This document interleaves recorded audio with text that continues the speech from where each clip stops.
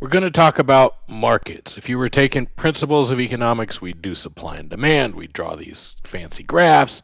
We do all this stuff. And we're not going to quite do that. We're going to talk about markets in the sense of how they're going to relate to these issues. I'm going to do this without the math and the graphs, which should really excite you.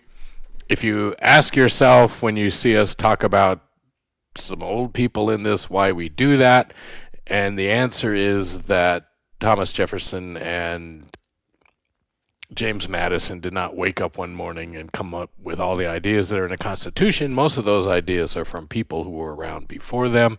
And so I'm trying to weave some of the philosophy behind the Constitution into this discussion. The first guy I want to talk about is this Thomas Aquinas guy. He's actually a saint, very renowned Catholic scholar, wrote in the 1200s, which we would call the Renaissance. The Renaissance period is essentially when we rediscover Greece, ancient Greece and Rome, and we kind of try to copy what the Greeks and Romans did. So the Europeans write stuff kind of based on Greek and Roman. So Aquinas believed in something called natural law, that we believe we know things naturally. We know that murder is a sin, and we don't have to be told or taught that. It comes to us naturally.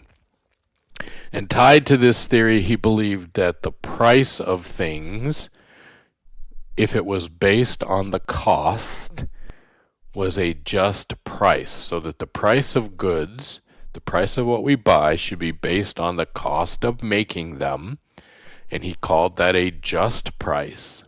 And if we charged extra, then that's a sin. So if you want to go to Hawaii around Christmas time, you'll notice that all the prices are higher. Well, Aquinas would have said that that's sinful. The cost of a hotel room in Hawaii isn't higher in December than it is in June. So the price of a hotel room in December shouldn't be higher in December than it is in June. But it is, so that's sin. Now, the next group of economists that come along, we call the mercantilists. The mercantilists are right after Aquinas, 1300s, into the 1400s, 1500s, 1600s, 1700s. And basically, there's still mercantilists running around today. In fact, there's lots of mercantilists running around today. Mercantilists believe that the key to life is exchanges, is trades, and that one party always benefits at the expense of the other when we have a trade. So if you go into Subway and you buy a sandwich and you give them $5 and they give you a sandwich, in the mind of a mercantilist, you lost and Subway gained. And the reason that Subway gained is they ended up with the money and you got something that you're going to eat and they're still going to have the money. Mercantilists believe that the quantity of gold and silver in a country, and we'll talk about money being gold and silver, but hang on to that idea for a couple weeks. Gold and silver make a country rich, and therefore the key to riches for a country is to trade, to get other people to buy your stuff. So England, you sell wheat to France. France has to pay in gold. You end up with all this gold, and you make your country rich.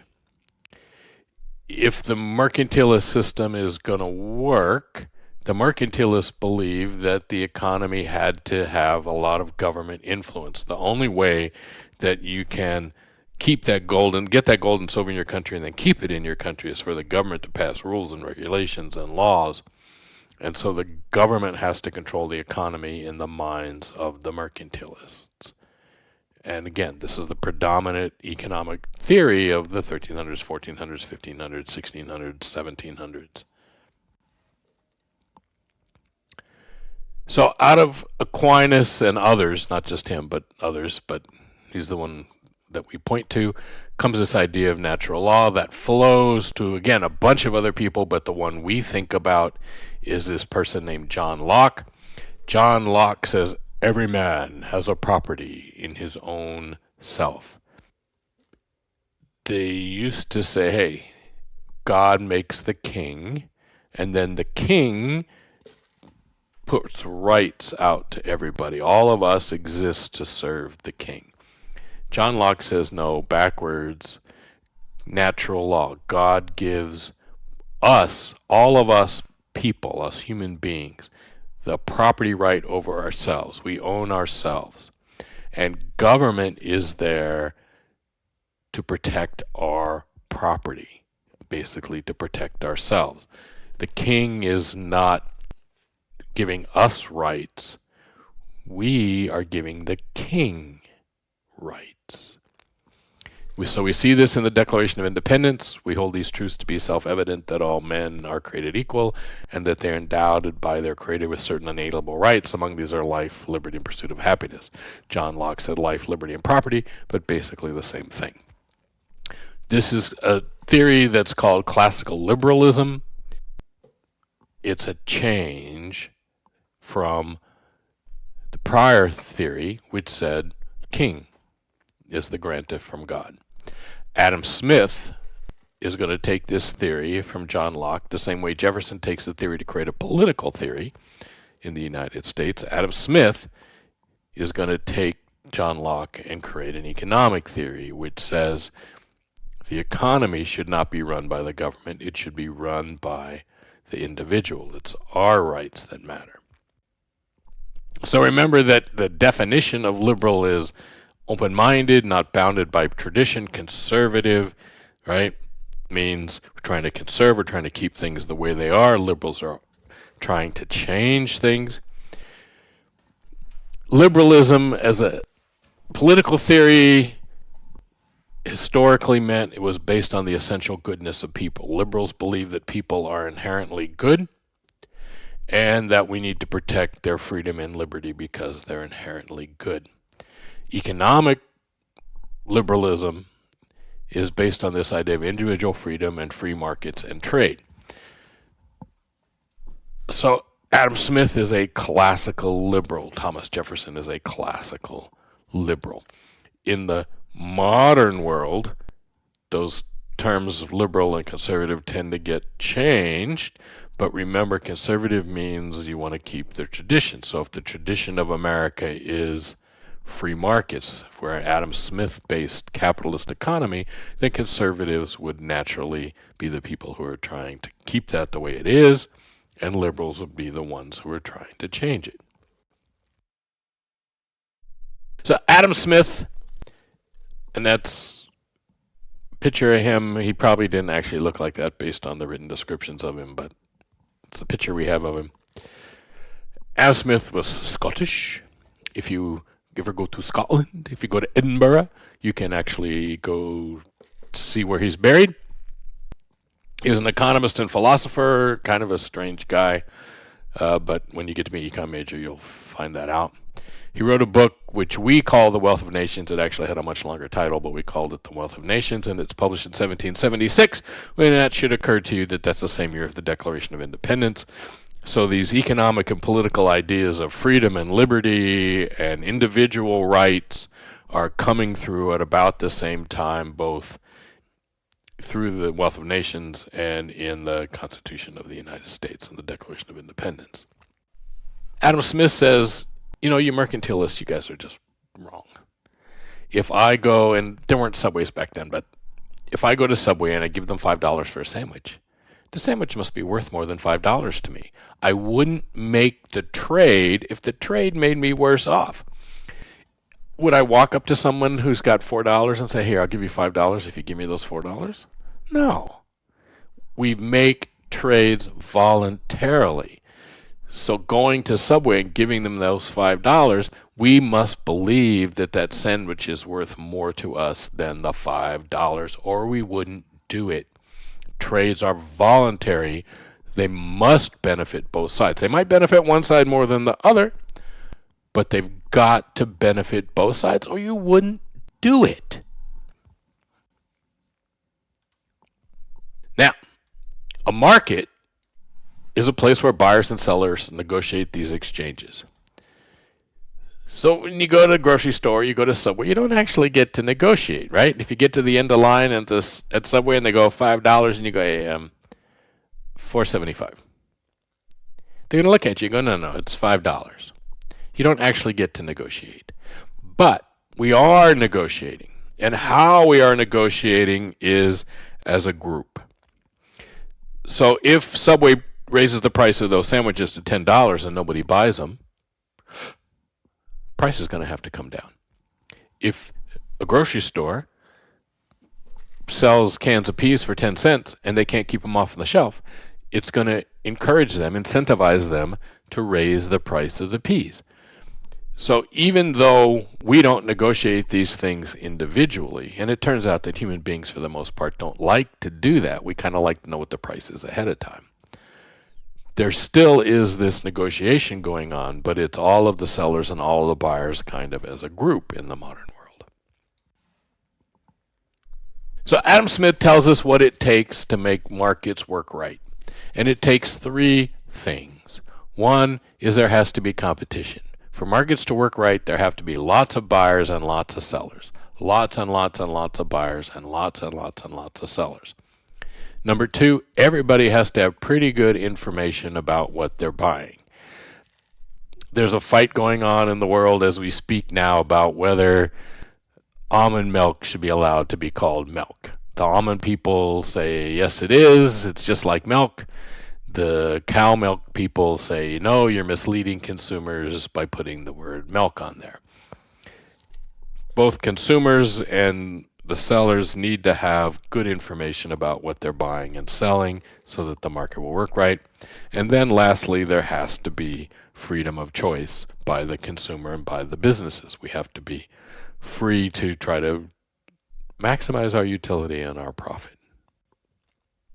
So again, why do things have value? Well, our basic answer is scarcity. Scarcity is, in terms of trying to figure out what the price of things is always going to be balanced against the cost of production. So where Thomas Aquinas and in fact Adam Smith and Karl Marx and lots of other people said the price of things should be based on the cost of production, we modern economists know that it's more complex than that this scarcity thing is going to play a part in this. Hotel rooms in Hawaii are more expensive in December than in June because they're more scarce in December than in June. More people want to go in December at Christmas time, and because of that, it's harder to find a hotel room. There's more people want them. Prices are going to go up. We mentioned this guy, Alfred Marshall, back in the very first part of class. Alfred Marshall said you need to think of markets as a pair of scissors. That there's consumer side and the business side. And if you put a piece of paper in a pair of scissors and you keep one blade fixed and you move the other blade, you cut the pair of scissors, but it's still the interaction of the two blades that's doing it. You can't cut something very well with just one blade of the scissors. You need both blades of the scissors working. So the market is this interaction between the consumer and the business, and it's going to play out like a pair of scissors. All right. So we have what we call demand and supply, which are in need of a little definition here for us. So demand relates to this idea of margin or utility that we talked about before. The utility, the happiness I get from buying one more. The demand for things isn't based on the past, it's based on how much we want more of something, the marginal utility, how much we want more of it. Consumers' demand for things is inversely related to the price. And we say the quantity demanded is inversely related to the price, but when you go become an econ major, we'll lay that out a little more clearly for you. The point is, consumers like low prices. We tend to buy more of stuff when the prices are low. And then there's a whole bunch of things that affect our demand for goods. So the prices of other goods affect our demand for goods. The price of a vacation in the Bahamas is going to affect our demand for a vacation in Hawaii. The price of Disneyland might affect our demand for vacation in Hawaii. The price of peanut butter affects the demand for jelly, and vice versa. How much income we have affects how many goods we want. The number of buyers there's greater demand in Los Angeles for goods than there is in Tonopah, Nevada for goods. And people's tastes, people's preferences. We used to wear really short shorts to play basketball, and then we switched and people wore shorts that came down to their knees, and now shorts are getting a little shorter again. Whatever people's tastes are, that's what we wear and do and say and think and buy. So supply is the term we apply to this marginal cost, the additional cost of making one more.